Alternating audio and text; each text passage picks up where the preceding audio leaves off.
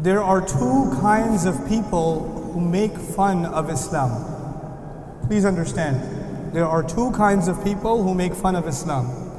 There are people who, no matter what they know about Islam, they will still hate Islam and they will make fun of Islam.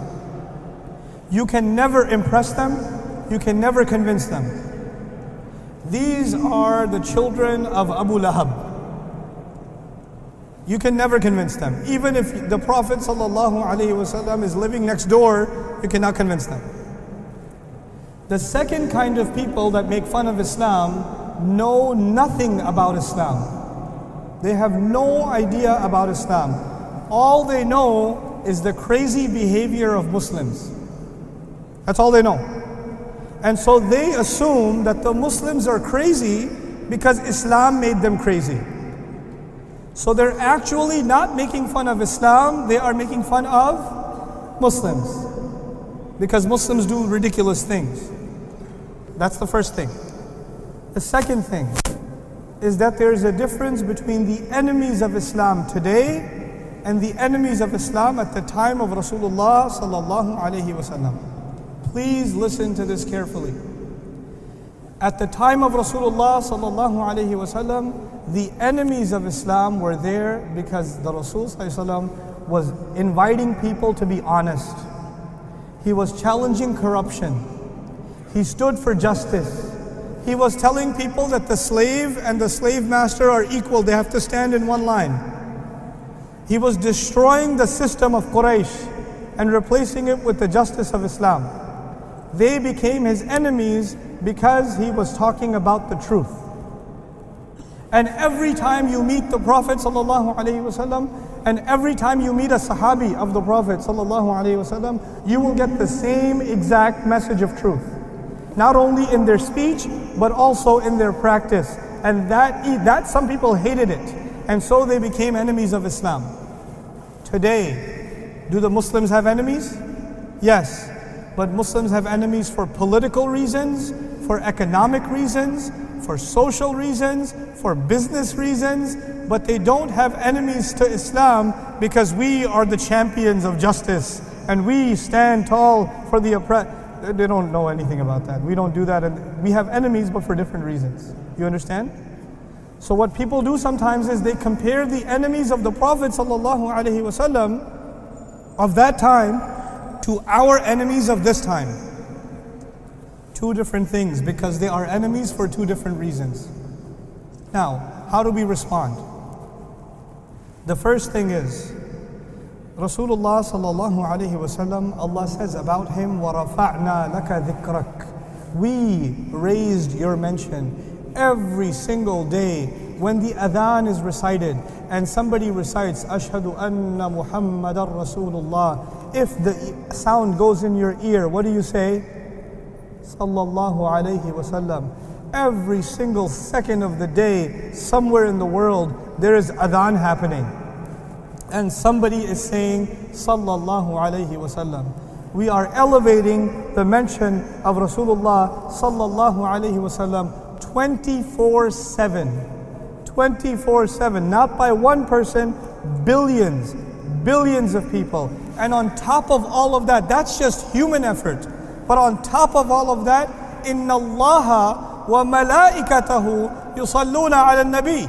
Allah and the angels are sending salawat upon the Prophet sallallahu alaihi wasallam. So I am trying to raise his status, but Allah himself raises his status. And all the angels raise his status. So when one idiot of a human being, when one dog barks, it takes nothing away from the dignity of Rasulullah sallallahu alaihi wasallam. It is as stupid as thinking that a dog, as somebody spitting at the sun. When you try to spit at the sun, it'll come on your own face.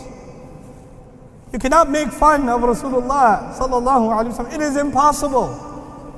It is impossible. We have to learn to adopt the attitude of Rasulullah himself sallallahu alaihi wasallam. His name is Muhammad. But when they criticized him and they made fun of him and they called him Mudhammam, when Hind called him Mudhammam, he said, she's talking about someone else.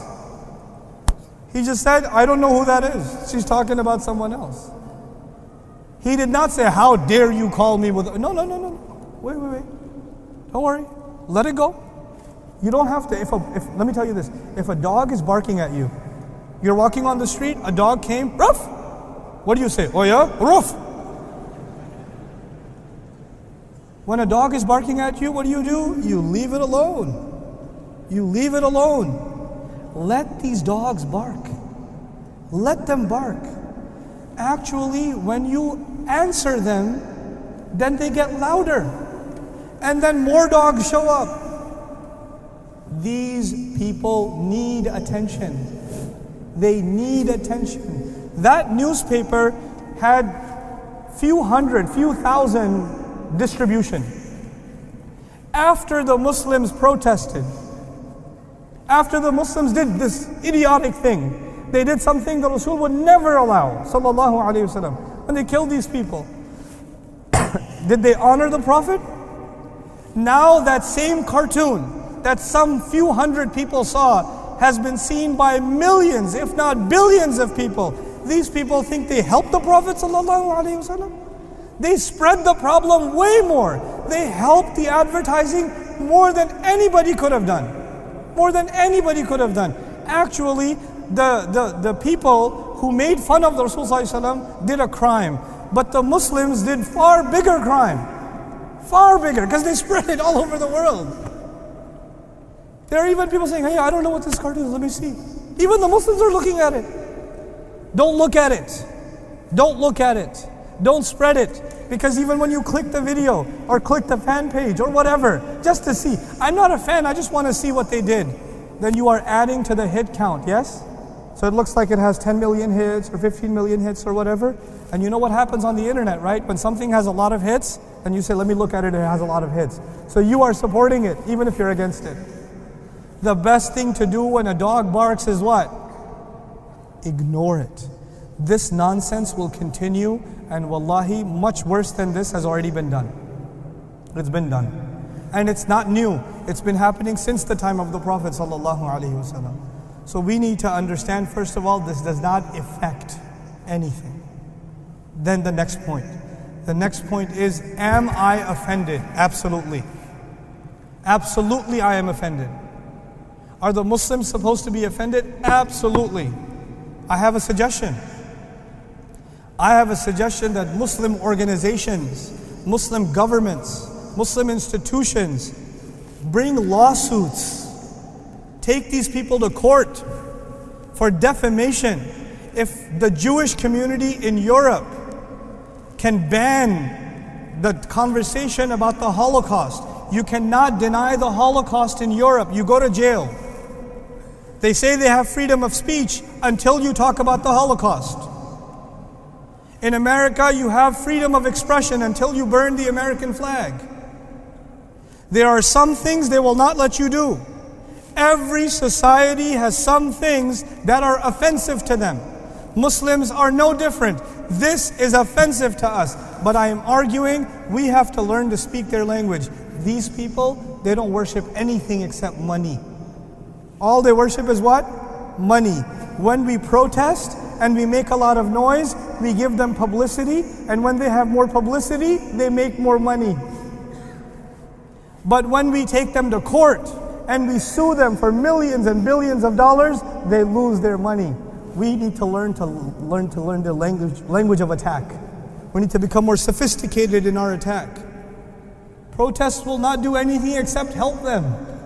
It will help them. And you know, right? They've been doing this for a long time now. They made one cartoon, the Danish cartoons, you remember those? Then this happened. Then you had the YouTube video, more protests. Then you have Charlie Hebdo. And you know what? This is not going to be the last one. Because they know they can get the reaction out of the Muslims every time, so they will play with us every time. We are falling into their game. We have to understand the game and play it smarter than them and not be reactionary. This is what I think. Allahu Ta'ala a'lam. This is what I think. I'm not saying do nothing, but I'm saying react, but react intelligently. React collectively. React in a sophisticated way. This is what we have to learn to do. We have to mature our response, inshaAllah ta'ala.